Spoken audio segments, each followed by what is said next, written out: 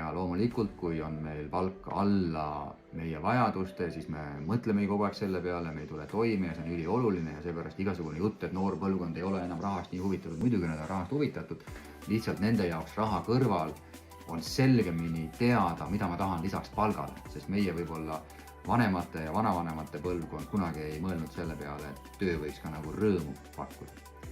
Ja nüüd siis selle sissetuleku kõrvale nad panevad 4 motivatsioonikihti. Esimene on siis tunne, et ma saavutan midagi, õpin midagi, saan paremaks, kogen eduelamust. See on see, mis annab mulle energiat. Ma tunnen, sai tehtud, sain millegagi hakkama, see annab mulle energiat, ehk siis see tekitab minul sisemist motivatsiooni. Ja kui see palk, seda nad kutsuvad siis väliseks motivatsiooniks, et see on midagi väljaspool mind, mille nimel ma pingutan, siis kõik need 4 asja on seespool mind, need tekitavad minus seda positiivset tunnet, positiivset energiat, mis panevad mind pingutama ja tegema. Mida rohkem nad tegelikult kattuvad, seda rohkem inimene tunneb, et see töökoht mulle sobib ja pakub töörõõmu.